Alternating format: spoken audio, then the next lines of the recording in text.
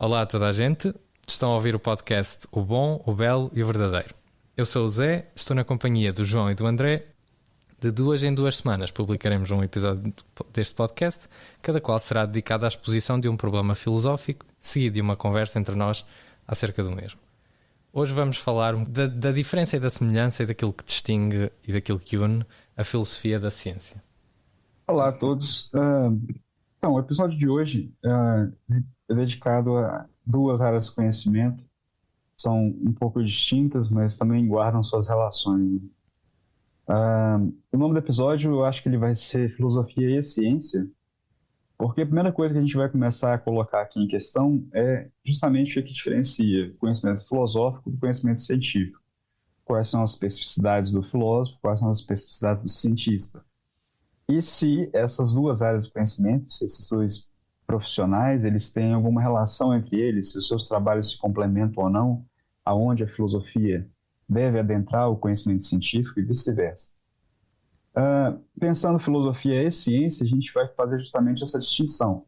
Mas existe uma área dentro da filosofia, um subtópico dentro da filosofia, que é justamente a filosofia da ciência. E aqui já não é mais só uma questão de diferenciar filosofia e ciência, mas uma questão de o pensamento filosófico se voltar sobre a ciência, sobre os métodos científicos, sobre o que significa fazer ciência, sobre como as teorias científicas são justificadas e fundamentadas e assim por diante. Então, nesse episódio, a gente vai discutir um pouco sobre a diferenciação e logo depois, em seguida, ao longo do episódio, a gente vai tentar entrar um pouquinho em questões mais específicas da filosofia da ciência. E mais ao final do episódio, tentar também entrar num problema que é muito importante para os nossos tempos de hoje, que é uma diferenciação, se é possível fazer a diferenciação segura entre o que é ciência e pseudociência, e se a filosofia tem alguma relação com isso. Se ela ajuda no critério de demarcação, se a filosofia pode vir a ter alguma relação com a pseudociência ou não. É um tema complexo, claro, não dá para a gente abordar tudo o que é tema da filosofia da ciência em uma hora, mas a gente espera que essa discussão aqui ela possa trazer alguns elementos para poder pensar um pouco sobre essa área do conhecimento que é tão importante para nós na contemporaneidade e como a filosofia se relaciona com ela. Voltando então para o primeiro tópico, a diferenciação entre filosofia e ciência, quais são as especificidades de cada área e quais as relações que essas áreas têm entre si. Então eu queria já colocar a pergunta para os meus colegas aqui, deixar o João também introduzir, começar já a falar um pouco. João, o que você pensa? Qual que é a diferença entre filosofia e ciência? Se existe alguma relação entre essas duas áreas ou não? Como que você vê isso? Bem, boa tarde, José. Boa tarde, André. Obrigado pela introdução deste tema e também cumprimento também as pessoas que nos estão a ouvir neste momento. Bom,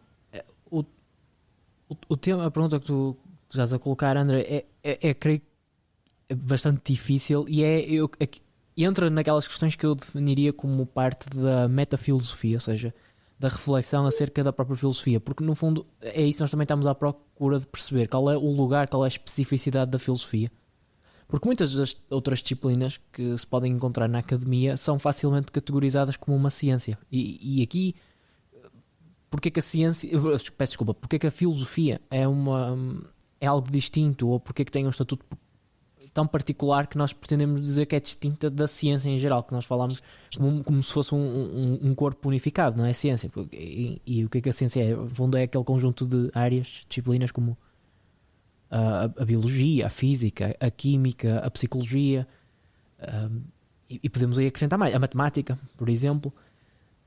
Depois, dentro da própria filosofia também há áreas que podemos considerar que é uma parte da filosofia, ou até podemos considerar como uma ciência, como por exemplo a lógica, que também há esse debate ou diferenças de opiniões quanto a qual é exatamente o lugar da lógica no mapa das disciplinas e das áreas de investigação, digamos assim.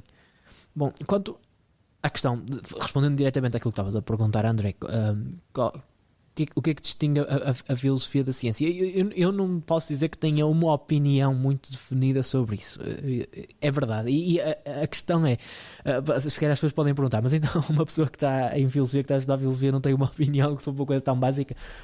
A verdade é que é muito comum os investigadores em filosofia, as pessoas que fazem filosofia, não terem uma resposta muito definitiva a muitos assuntos que podem achar que se pode e que são realmente fundamentais, que são parte do fundamento da própria filosofia e da atividade filosófica.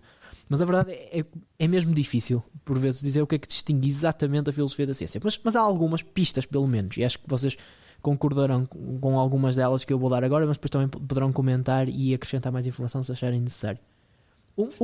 Desculpa interromper-te, mas eu estava a pensar que isso poderia ser já uma das coisas que distingue a filosofia da ciência, é o facto das pessoas não terem essa opinião consolidada ou consensual acerca de questões que podem parecer básicas ou que são importantes.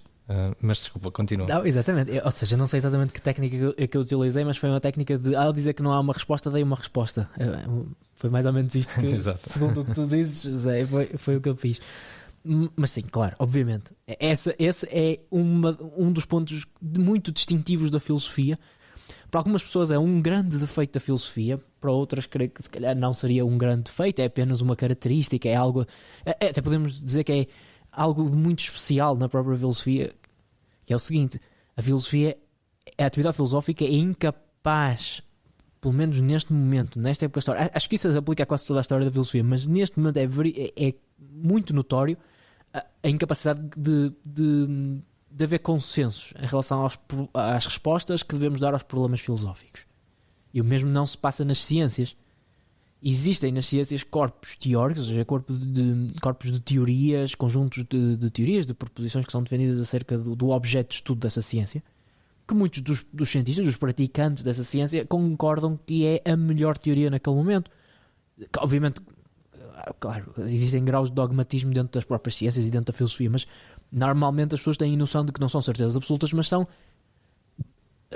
que estão a defender posições que têm uma justificação empírica, evidencial bastante forte e que, portanto, sentem que aquilo que estão a fazer é, de certa forma, aquilo que a evidência lhes diz que devem fazer. E, portanto, é aí que eles conseguem gerar consensos. Se formos para a física, temos o caso da mecânica quântica ou da teoria da relatividade. Na biologia, a formação das espécies através da evolução por seleção natural são exemplos de proposições, de teorias que, não sendo, que se calhar, ok, não quero dizer que são universalmente aceitos, porque isso é muito forte e há sempre alguém que possa não concordar, mas que são geralmente, consensualmente definidas como parte da hipótese de trabalho da investigação nessas áreas. Na filosofia isso não existe.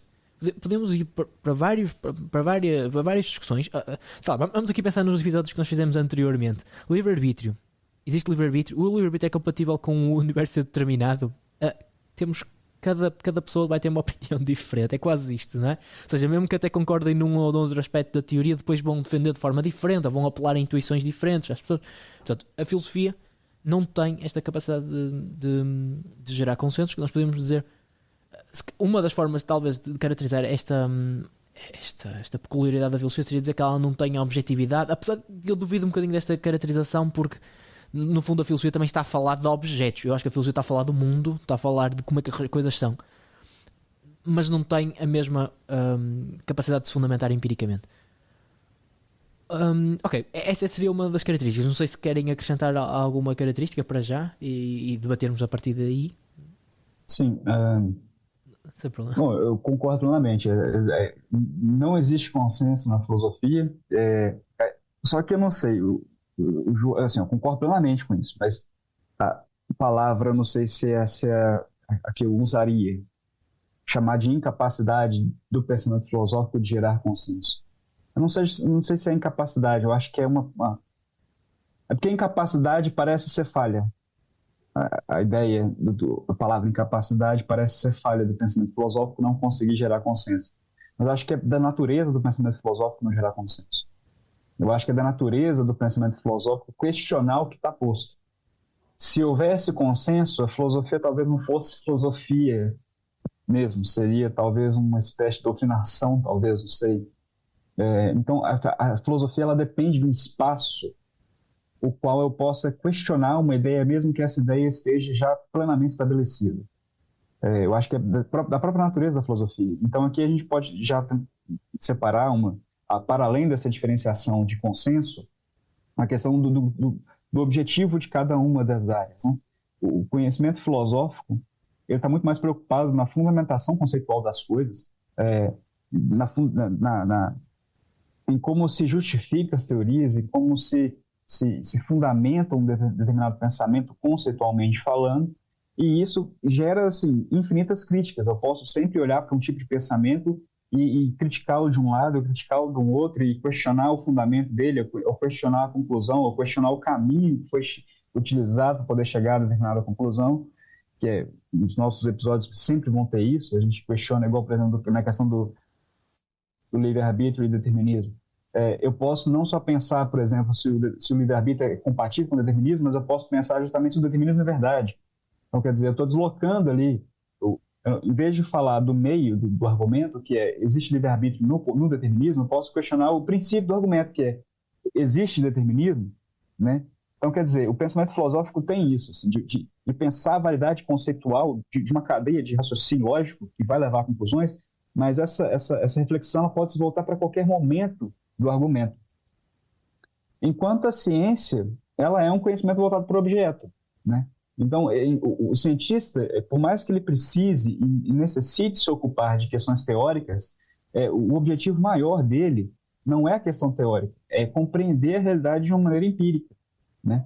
Então, é um conhecimento completamente voltado para o objeto, igual o João disse, né? A filosofia também é voltada a objetos, óbvio, mas a filosofia não é voltada ao objeto empírico. A filosofia não pressupõe empiria, não pressupõe experiência empírica.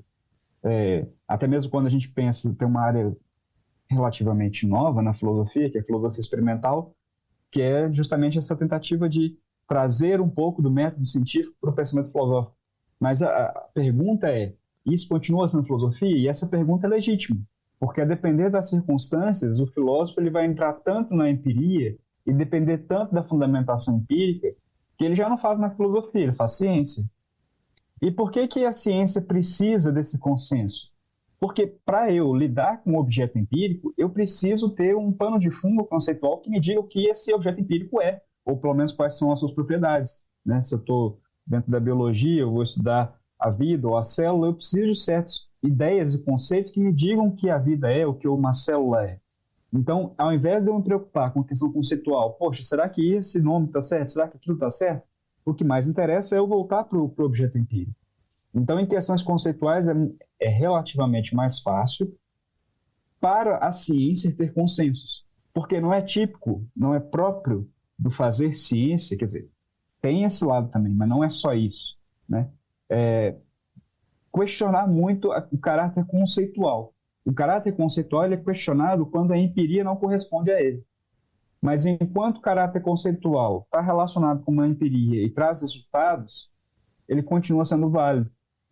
Então é muito mais fácil nesse sentido ter consenso, né?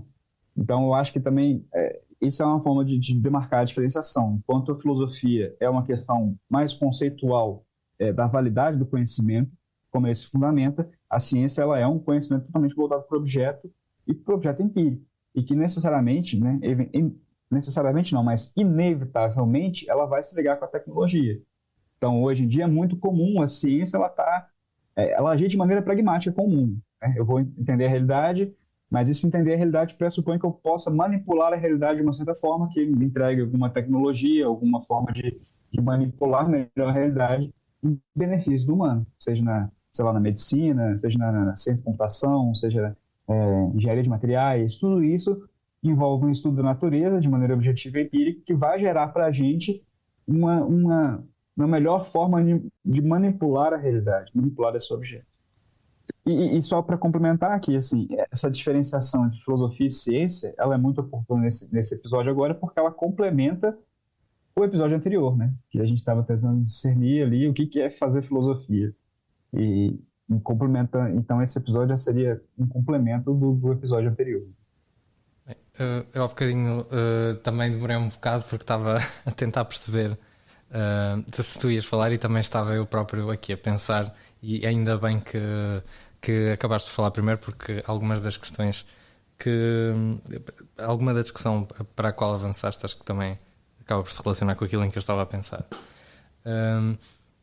Bem, por um lado eu comecei a pensar na questão do critério de verificabilidade do Karl Popper. Comecei a pensar, ok, podemos muitas vezes pensa-se que isso pode ser aquilo que distingue uma atividade intelectual científica de uma atividade intelectual que não é científica. E de facto, se pensarmos, por exemplo, no problema do livre-arbítrio, se calhar a questão, portanto, o problema do livre-arbítrio é entendido como o problema da compatibilidade entre o determinismo causal, ou seja, aquela ideia segundo a qual tudo acontece com um nexo causal que é necessário e, portanto, todas as ações fazem parte desse nexo e, portanto, são tal como têm que ser, as pessoas não têm verdadeiras alternativas. Portanto, entendido como entendido assim o determinismo, a questão da compatibilidade entre o livre-arbítrio e o determinismo é uma questão que acho que é um exemplo de algo que não pode propriamente ser verificado. Porquê? Porque o que é livre-arbítrio não é propriamente um conceito que seja consensual, não é? Portanto, quando estamos a ter essa discussão filosófica acerca da compatibilidade entre o livre-arbítrio e o determinismo, a discussão existe e há opiniões diferentes, precisamente porque as pessoas vão ter conceitos de livre-arbítrio diferentes, ou então estão a valorizar mais determinados aspectos daquilo que se considera que é o livre-arbítrio do que outros, por exemplo. Portanto, aí poderia considerar-se que isso é uma questão que não é verificável, e se calhar muitas das questões que se discutem em filosofia têm esse caráter. Depois, eu também estava a pensar que existem, acho eu, assim, duas coisas que geralmente se oferecem quando se pergunta a alguém qual é a diferença entre a filosofia e a ciência. E uma delas acho que tem a ver com o facto de ciência lidar, tal como vocês já disseram, com objetos empíricos, portanto, com o mundo cá fora, lá fora, aliás, e menos com o mundo cá dentro. Portanto, não quer dizer que isso seja completamente verdade, mas existe um maior ênfase no mundo lá fora, e o próprio método científico de muitas das disciplinas científicas acho que acaba por reforçar essa ideia. Mas depois, ao mesmo tempo, eu sinto que também é verdade que em muitas áreas da ciência existe essa componente conceptual, e existe também discussão muito abstrata que se calhar é mais difícil de distinguir da atividade filosófica, sei lá, na física teórica, na matemática e até mesmo se calhar no domínio de ciências sociais, como a sociologia e a psicologia, em que existe também uma discussão acesa em torno até do próprio método, que na psicologia, pelo menos, acho que existem diferentes correntes e não, acho que não existe assim uma corrente que seja propriamente, que tenha hegemonia na forma como deve ser estudada a mente humana ou a psique humana. E isso leva-me à segunda, que acabei por me perder aqui um bocadinho, mas o que eu disse que existiam assim dois elementos principais que eu acho que as pessoas tendem a oferecer como a diferença entre a filosofia e a ciência, e o segundo elemento que eu acabei por não dizer prende-se com a questão da objetividade e, portanto, de a ciência ser mais objetiva que a filosofia. Eu não acho que a filosofia seja propriamente subjetiva, pelo menos na minha visão acerca do que é que a filosofia deve ser. Claro que depois, se calhar, existirão visões diferentes e, portanto, e lá está, novamente, isso é uma característica da própria filosofia, mas também acho que, na realidade, acho que parece-me difícil levar que uma pessoa que trabalha em filosofia leve, de facto, a subjetividade da filosofia mesmo a sério. No entanto, porque acho que tem que haver sempre uma procura de algo que é verdade. Tem que haver a procura de algo que pode não ser uma verdade absoluta, Mas acho que alguma busca de objetividade acho que também faz parte da natureza filosofia. Portanto, acho que às vezes pode considerar que pronto, a ciência nos traz conhecimento objetivo e a filosofia é o domínio quase da opinião. Acho que às vezes pode existir um bocado essa ideia e é disso que eu me quero demarcar. Mas depois estava aqui a pensar que mesmo na própria ciência e penso especificamente nas ciências sociais, também existe espaço e não existe esse consenso, não é? Não existe, muitas vezes não existe uma hegemonia de um método, e então eu estava aqui a pensar, ok, como é que fazemos então, por exemplo, a distinção entre a filosofia desse tipo de ciências que não têm essa característica que vocês atribuíram à atividade científica. Acho que se torna mais complicado. Pois eu também acho que a filosofia trata dos fundamentos, é uma discussão mais conceptual, e acho que acaba por ter um pé nas ciências mais exatas e outro nas ciências sociais. Diferentes áreas da filosofia acabam por se relacionar com diferentes áreas da ciência, e por isso é que também acaba por ter se calhar esta natureza múltipla, e acaba por se tornar difícil de isolar e definir o que é a filosofia e de que forma é que se diferencia da ciência, que por si só também é tão múltipla e tão complexa. Pronto. Não, só ia pegar nesse tópico que você... eu ia dar um prosseguimento, mas ligando com o que você tinha dito, com um aspecto da sua última fala, que foi sobre a objetividade do conhecimento científico, que é muito mais palpável do que a objetividade do conhecimento filosófico, apesar de todos nós concordarmos que o conhecimento filosófico não é subjetivo. Ele é também objetivo em muitos graus, né? E a filosofia se ocupa de objetos também no mundo, né? De relações no mundo, coisas no mundo. E enquanto esse primeiro tópico se relacionava com o nosso último episódio sobre o que é fazer filosofia, né? Quando a gente tenta distinguir aqui, diferenciar a filosofia de ciência, a gente está ao mesmo tempo fazendo a diferenciação e demarcando o que é filosofia, então por isso tem tudo a ver com o último episódio. A questão da objetividade ela é muito interessante, talvez valha a pena a gente tentar pensar um pouco sobre ela, falar um pouco sobre ela.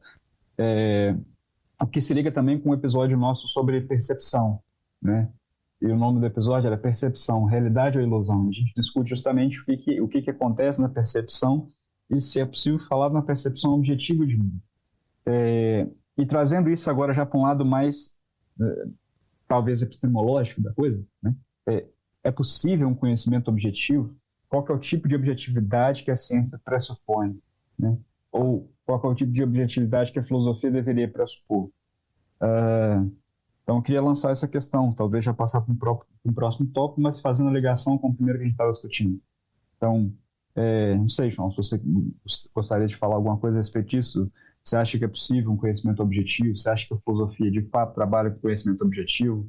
Ou existe um limite nessa objetividade? Se sim, se é possível distinguir esse limite ou não? Não sei. Quanto tempo é que eu tenho para responder esta questão? Esta é uma questão bastante difícil. 2 anos ou 3? Se calhar era pouco até. É mesmo muito complicado. Mas claro, tentando agora falar a sério e responder. Não, eu acho que o conhecimento, algo que seja conhecimento, é objetivo. Mas a minha definição de objetivo é bastante simples. É algo que diga respeito às coisas no mundo, e que seja uma verdade sobre as coisas no mundo.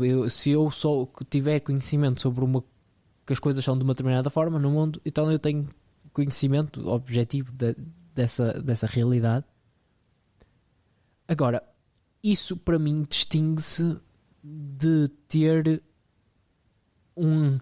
uma certeza absoluta sobre as coisas, uma convicção inabalável sobre o que estou a falar. E acho que há uma diferença aí, não é? Ou seja, em filosofia, tal como em ciência, eu acho que aí não estamos numa diferença de qualidade, porque eu acho que tanto uma como a outra estão a tentar apresentar proposições acerca de como o mundo é.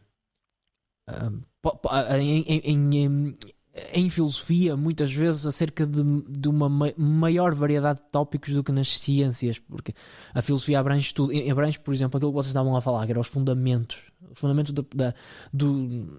de qualquer atividade conceitual, de raciocínio, etc. Mas depois também se estuda outras coisas, como por exemplo, o que são estados mentais, ou o que são os valores morais, se existe verdade ou não na moralidade e na estética, por exemplo. E aquilo que eu tendo a achar é sempre, quando estamos a fazer filosofia, estamos sempre à procura de ver se algo, se algum claim acerca da realidade é verdadeiro ou é falso. Agora, nós temos uma noção de que o resultado a que chegamos na filosofia é bastante frágil do ponto de vista epistémico, ou seja, não temos uma justificação assim muito forte para agora ir para a rua e entregar panfletos às pessoas porque descobrimos como é que se resolve o problema da compatibilidade entre o livre-arbítrio e o determinismo, não é? E quanto na ciência,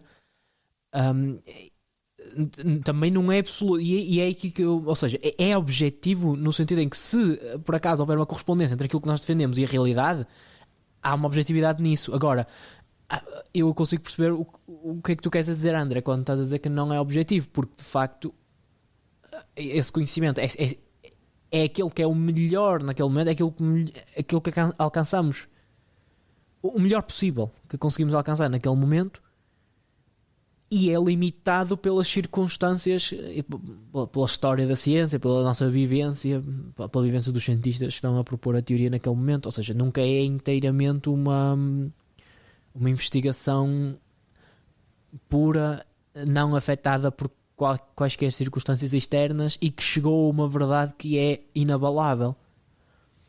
Agora, continua a haver a diferença, e agora insistindo um bocadinho num ponto que já tínhamos falado antes, existe claramente uma diferença na tal fragilidade que as proposições filosóficas têm, que eu acho que as da ciência não têm tanto. Ou seja,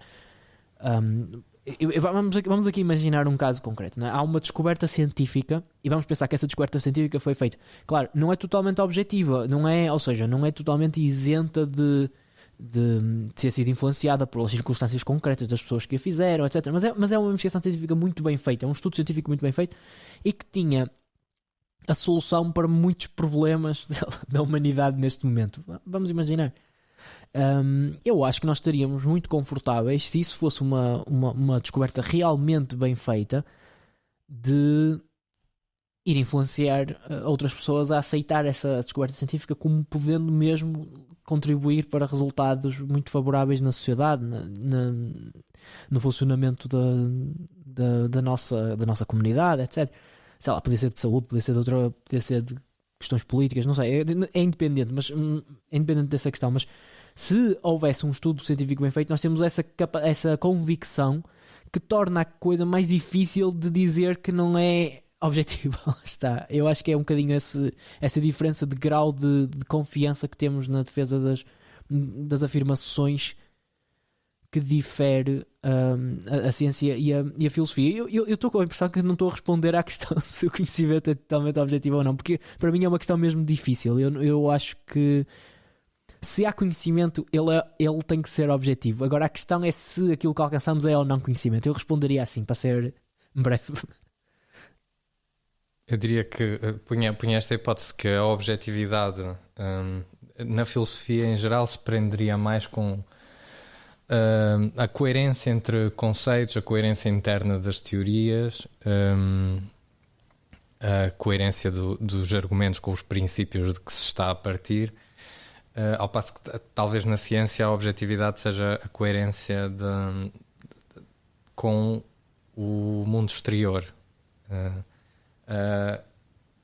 Apesar de depois na realidade também existirem elementos mais teóricos na própria ciência e de considerar que também a atividade científica, como tu referiste, João, também a atividade científica não pode ser dogmática, portanto acho que é tipicamente reconhecido que é má ciência a ciência que é dogmática e que, portanto, que não toma consciência da influência dos fatores que lhe são externos e, portanto, que não tem esses mecanismos de autorregulação e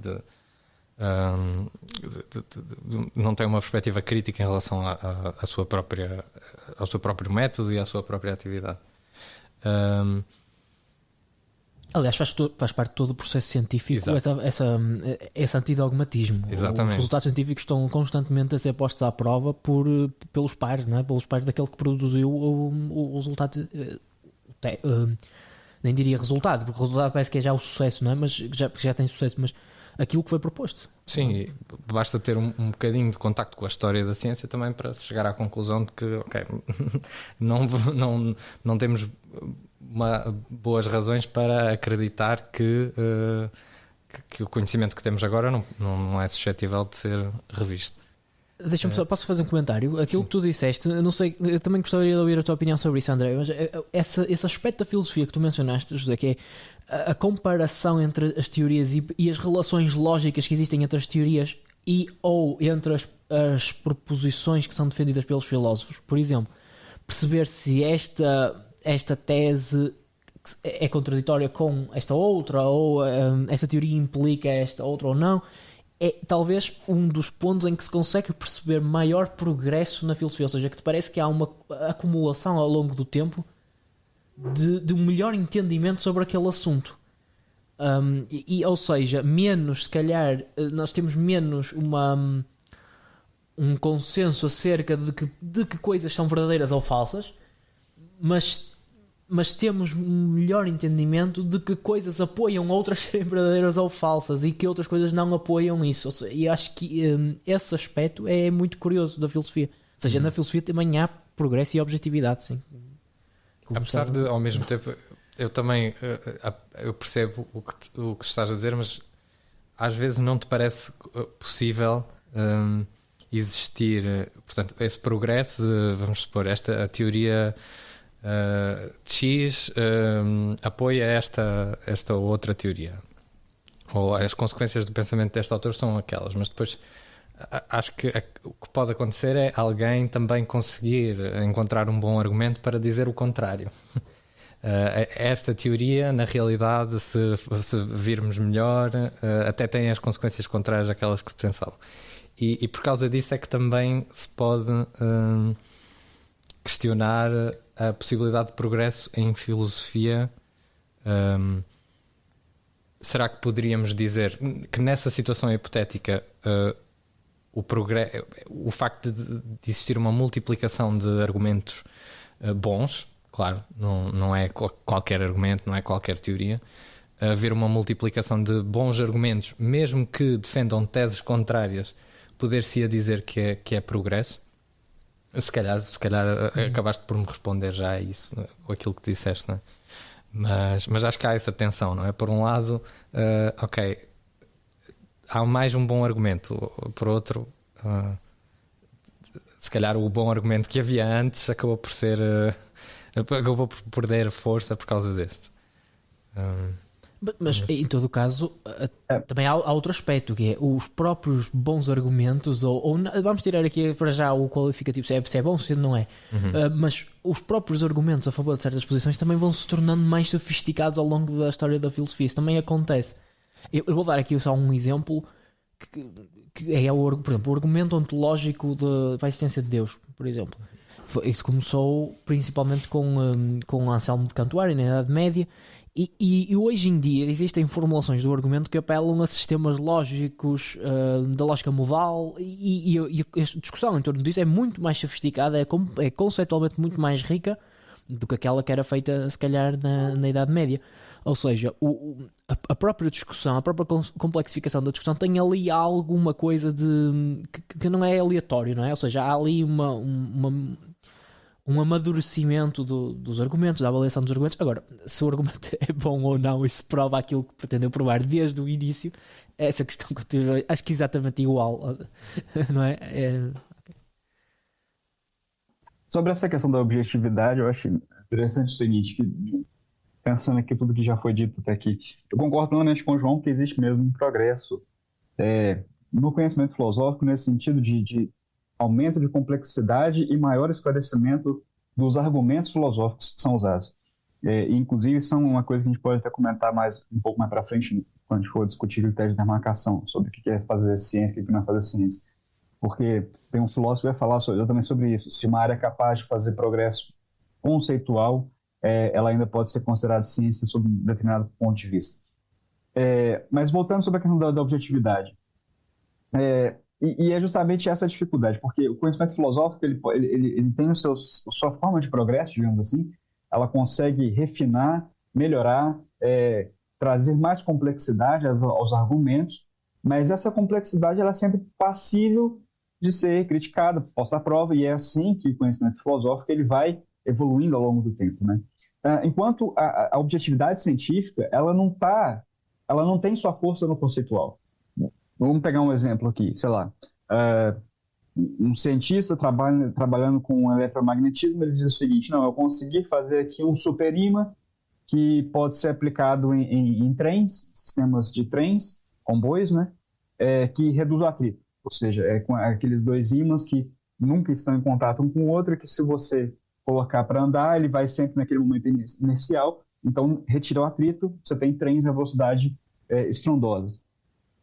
Hoje em dia, que a gente saiba, é impossível fazer esse material funcionar de maneira plena e segura para a gente ter um comboio a temperatura ambiente. Então o cientista chega e diz: olha, eu tenho aqui uma teoria que diz que é plenamente possível produzir esse material para produzir os comboios e essa aqui é a minha teoria. A teoria dele, se for um paper puramente teórico, cientificamente falando, quase que não serve de nada. Porque se ele não tiver um experimento empírico que possa ser replicado em outros lugares do mundo, a teoria dele não está comprovada. Então, ou seja, a teoria dele não é, entre aspas, objetiva. Então, essa teoria ela vai carecer do mesmo problema que o pensamento filosófico carece. Que é o quê? É uma discussão conceitual de, olha, pode ser possível fazer assim, mas eu não fiz ainda. Então, se eu não fiz ainda, não, peraí, então pode ser possível fazer de outra forma também. Não é? Então, o que garante a objetividade do conhecimento científico é quando eu, por exemplo, se eu sou um cientista, conseguir fazer em um laboratório esses ímãs que eu mencionei, que podem funcionar como supercondutores e podem andar sem atrito, eu faço um experimento empírico e, sei lá, um outro cientista lá no Japão, independentemente das questões teóricas que eu utilizei, ele consegue reproduzir o experimento lá e fazer os ímãs flutuarem. Assim como aqui no Brasil, na América do Sul, nos Estados Unidos, tanto fazem, em qualquer lugar do mundo, independentemente da conceituação que eu usei para poder explicar o porquê aquilo acontece, a objetividade é garantida a partir do momento que eu consigo reproduzir empiricamente o experimento. Então, esse garante a objetividade para a ciência, né? E daí vem a ideia de um realismo científico, que é as premissas científicas, ou as teorias e conceitos científicos, quando eles falam da realidade, eles falam de uma relação de objetos e coisas no mundo que se dão de maneira completamente dependente do ser humano, se dão completamente independentemente de um observador, né? Então, o papel de uma teoria científica requer essa objetividade que é, olha, se não tiver ninguém olhando, se não tiver ninguém conceituando a respeito, isso aqui vai acontecer na realidade, né? Mas uma coisa há uma diferença aqui. Eu posso dizer o seguinte: olha, se a gente conseguir elaborar um material que vai servir de imã, que a temperatura ambiente, ele vai sempre, nunca vai tocar um no outro, ele vai flutuar ali e a gente pode usar como meio de transporte sem atrito nenhum. A gente sabe que aquilo está acontecendo. No entanto, a forma como a gente usa para explicar é que pode vir a mudar ao longo do tempo. O efeito natural ele continua acontecendo. O que muda é a forma como a gente explica aquilo. E essa forma de explicação da realidade, ou seja, os conceitos que nós usamos, eles vão mudando ao longo do tempo. Vão mudando ao longo do tempo justamente porque eu acho que existe, mesmo que seja mínimo, uma característica, vamos colocar entre aspas aqui, subjetiva. Porque é o contrário de objetivo. Ao contrário do estar lá independentemente de qualquer coisa. Se as teorias mudam conforme a nossa racionalidade muda, ela não é plenamente objetiva quanto as coisas da natureza que nós observamos.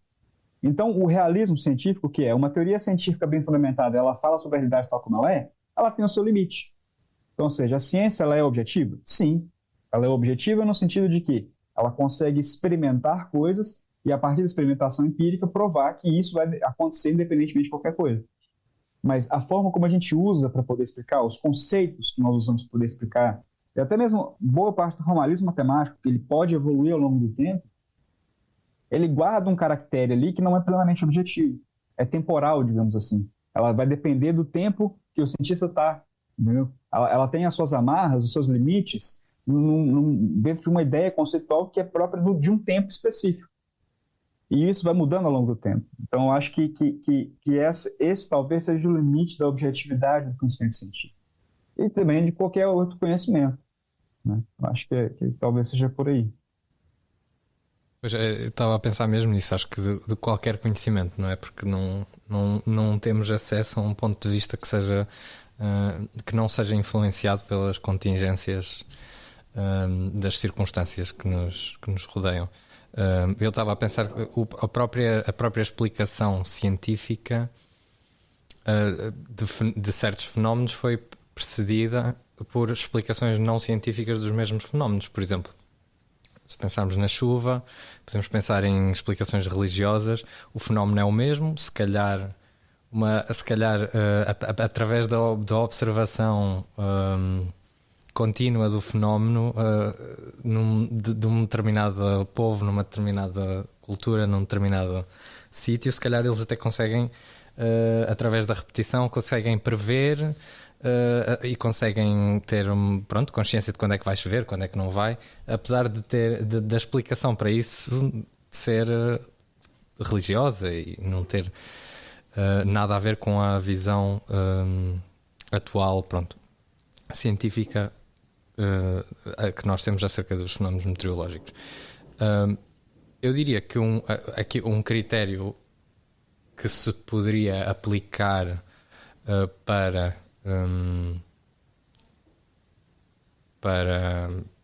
se calhar para diferenciar ou para é sempre uma aproximação, mas o facto de uma explicação funcionar em mais contextos, ser capaz de nos permitir-nos estarmos corretos mais vezes em mais contextos diferentes, como é o caso de uma explicação científica dos fenómenos meteorológicos versus uma explicação religiosa. Acho que isso, portanto, essa tendência à universalização também também acho que é uma característica da objetividade no caso do conhecimento científico, ou da tendência para a objetividade. Claro que há sempre há uma limitação inerente, não é, à condição humana, que acho que aqui também... Sim, eu acho que isso traz um tópico interessante, isso que você acabou de dizer sobre que as ciências elas tendem a ter uma certa uniformidade, mesmo nessas questões de objetividade, né? Enquanto talvez outras áreas não tenham. E eu acho que isso traz um tópico, estava marcado aqui, que eu acho interessante também, da unidade das ciências, né? Qual é o critério básico de unidade da ciência? A ciência, ela deveria ter, pelo menos em princípio, objetivos em comum, métodos em comum, que podem ser aplicados em variadas áreas, em variados fenômenos naturais e até mesmo, quiçá, sociais. E aí entra aquela ideia de que alguns filósofos vão defender o seguinte: olha, o conhecimento científico ele precisa dessa unidade. Para ser ciência, precisa-se de uma unidade de métodos e objetivos.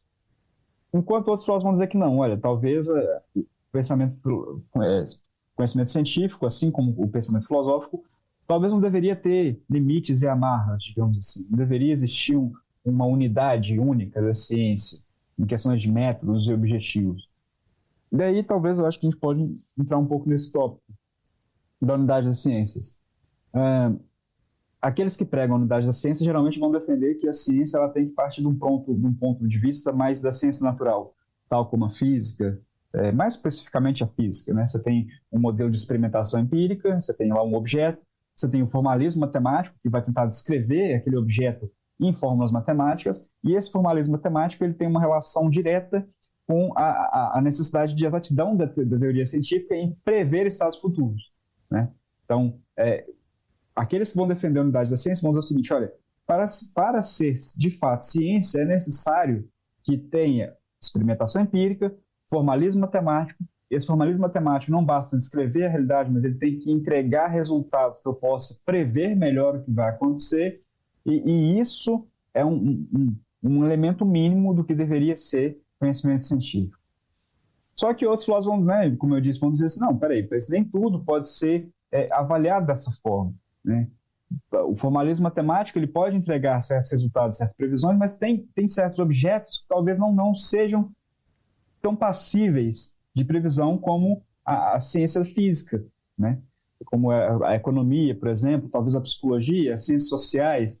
Então a ideia então quer dizer, se a ciência social, a economia, a psicologia não estão em conformidade nessa unidade da ciência proposta pelos filósofos mais naturalistas, significa que isso não é ciência?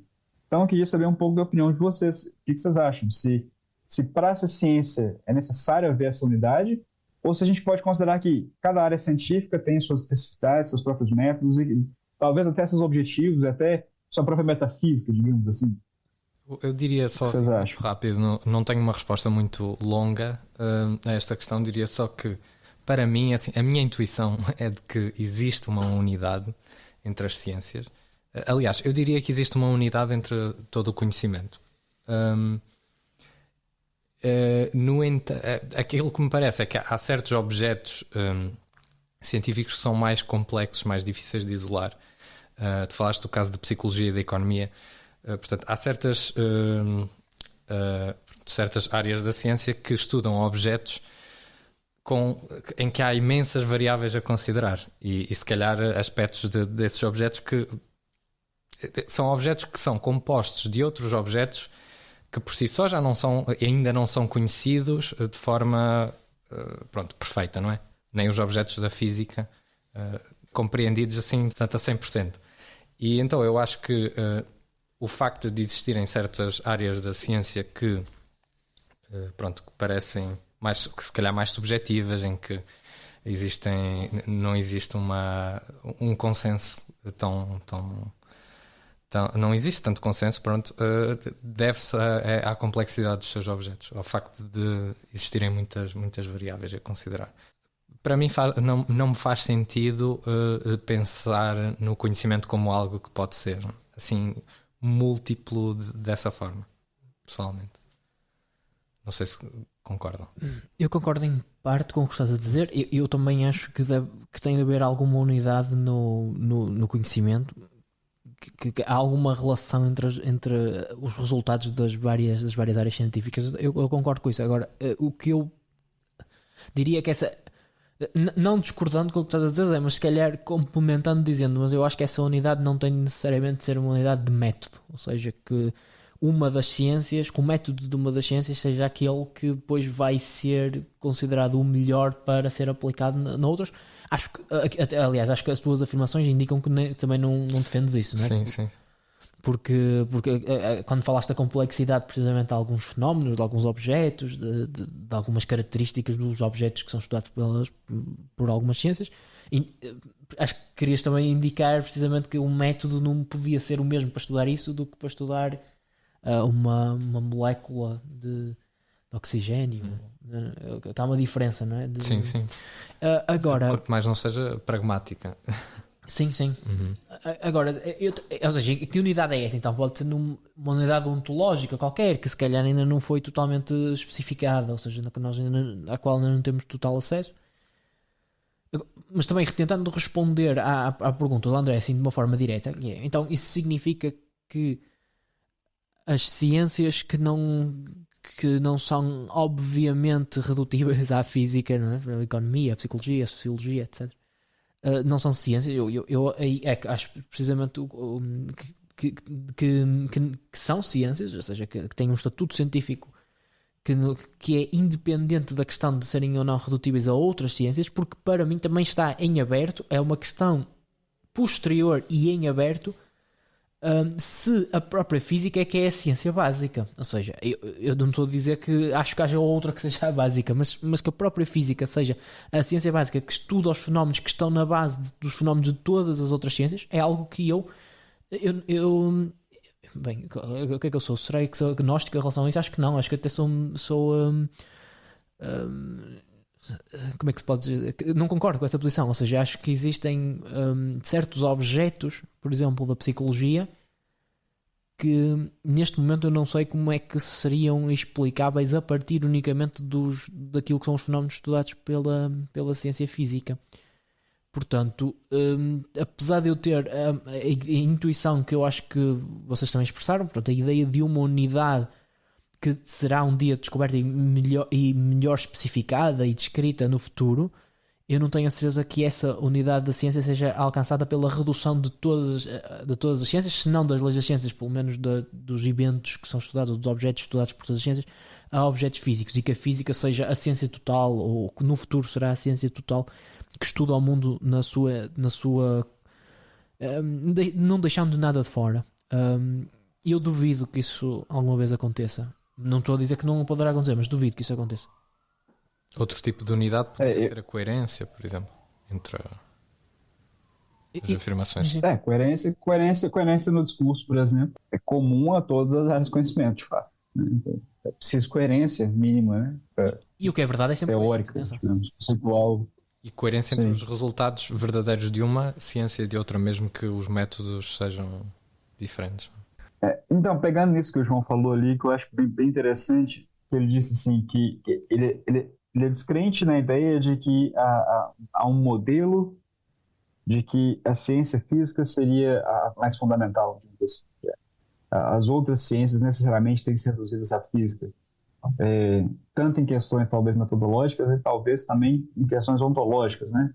Como o João disse, ele não sabe se, por exemplo, é possível plenamente explicar a mente e seu funcionamento em termos plenamente ou puramente da ciência física. E aqui a gente tem uma questão interessante que vai se relacionar com o último tópico, que a gente tem que concluir o episódio. Não vai dar tempo da gente falar sobre tudo isso em detalhes, mas existem dois tópicos aqui que se relacionam com a fala do João, que existe uma metafísica no fazer ciência, existe certos pressupostos sobre o que a realidade é, e isso vai determinar como essa ciência vai se comportar.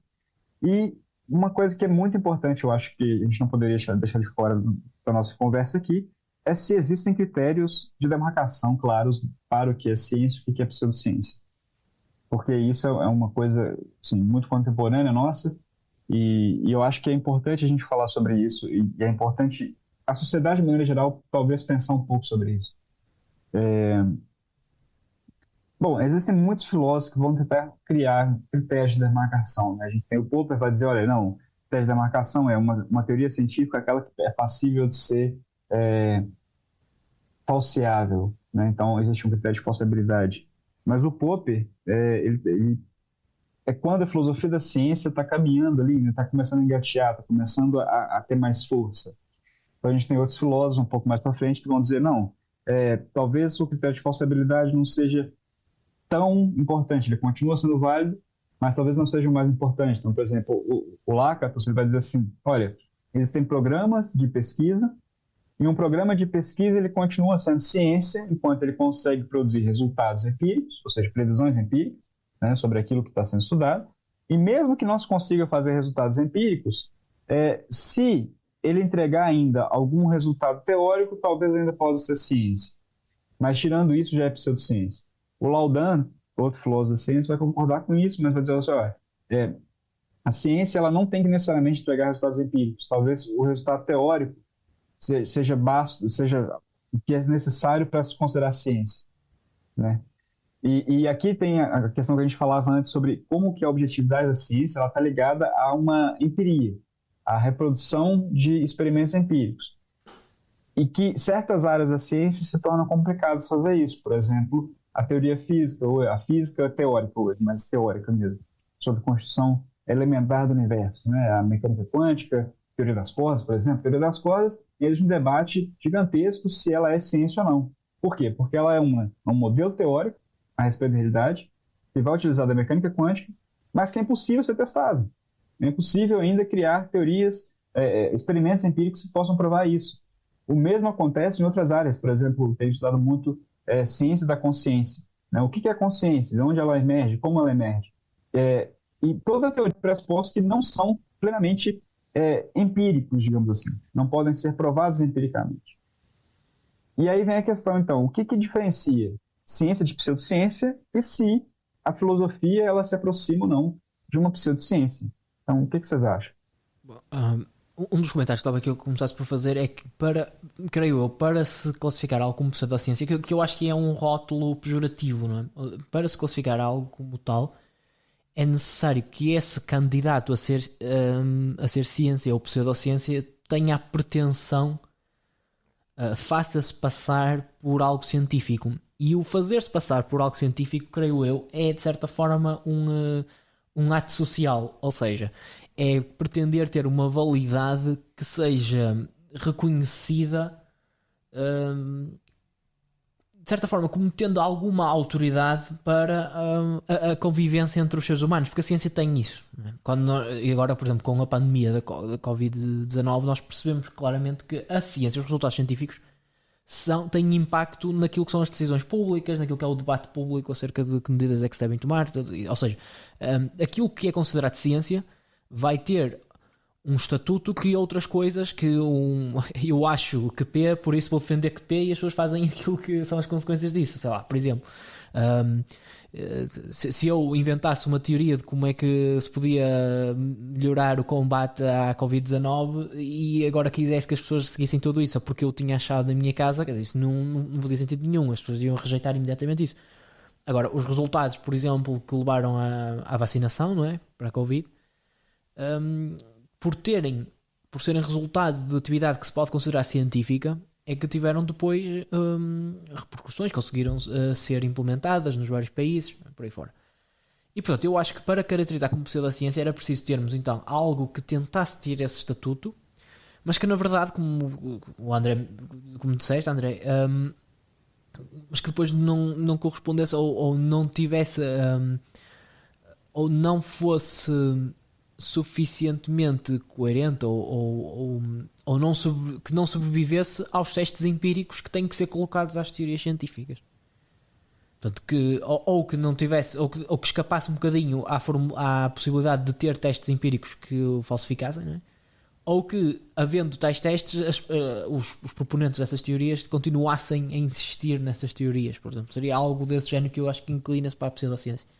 Os casos que tu mencionaste, porque eu estava a pensar, os casos que tu mencionaste, por exemplo, a teoria das cordas ou as teorias da consciência, por exemplo, eu creio que se aproximam mais um bocadinho, com muitas diferenças, e que se aproximam um bocadinho mais dos exercícios filosóficos, ou seja, são especulações, são tentativas de especulação acerca de como o mundo é, e tentativas honestas, podemos dizer assim, ou seja, as pessoas estão mesmo a tentar compreender, estão a tentar formular um sistema que lhes permita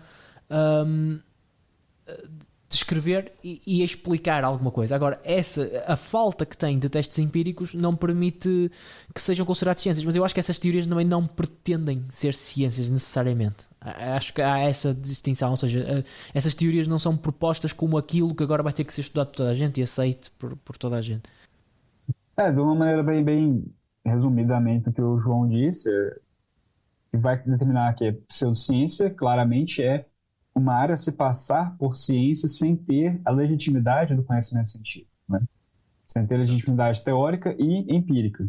Então, ou seja, é alguém colocar, sei lá, ideias mirabolantes dentro de uma ideia mirabolante e dizer que aquilo é ciência, sei lá, terra plana, ou design inteligente, né? Eu olho para a realidade e eu vejo que as coisas têm um design que foi talvez pensado por alguém, criado por alguém. E quer provar isso, ou seja, ela parte de um ponto metafísico, que a realidade foi criada por um Deus, digamos assim, e quer dizer que o conhecimento científico pode legitimar isso, enquanto não é verdade. Mas eu acho que nesses casos que envolvem, por exemplo, o misticismo, ou até mesmo uma certa performatividade de gente mais, vamos colocar assim, canalha, que quer colocar certas ideias como válidas, né? Eu acho que é relativamente mais fácil a gente discernir ciência de pseudociência, né? Porque a pseudociência ela vai ter um caráter místico, talvez fantasiado ali, disfarçado, para poder passar alguma credibilidade. Mas existem certas áreas que não é tão simples assim, né? Sei lá, talvez a psicanálise. A psicanálise não se propõe ser ciência. Sim, ela não se propõe ser ciência no molde empírico, mas tem gente que vai defender que a psicanálise ela carece de todos os elementos científicos, ela poderia ser de fato considerada pseudociência e talvez nem mereceria lugar na academia, o que já é um pouco mais complexo, né? A própria teoria das cordas. É física teórica. Bom, eu acho que a mesma física teórica ela continua se pressupondo ciência, apesar de não ter a empiria ainda, né? Mas aí a questão vem, ok, ela não tem empiria, então é pseudociência, então é um programa de pesquisa que deveria ser abandonado pela academia. E isso acaba impactando coisas no mundo, por exemplo, quais são os programas de pesquisa que vão receber fundos, né, dinheiro mesmo do Estado, quais que deveriam ser levados à frente, quais que não. E aí a questão se torna um pouco mais complexa, né, a diferenciação do que é ciência e pseudociência.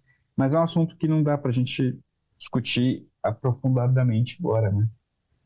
Sim, sim. Fazer uma sequela do episódio, provavelmente vamos acabar por fazer de muitos, talvez até todos. Acho que estamos de acordo quanto ao facto da filosofia não ser uma candidata ao rótulo de pseudociência, porque não se afirma como uma ciência. No entanto, acho que também seria interessante discutir porque é que se pode, se existe essa opinião, se existe quem considera que a filosofia é uma pseudociência e porquê. Acho que isso também pode ser uma questão interessante a pensar. Claramente nós partilhamos a opinião contrária, mas numa próxima discussão.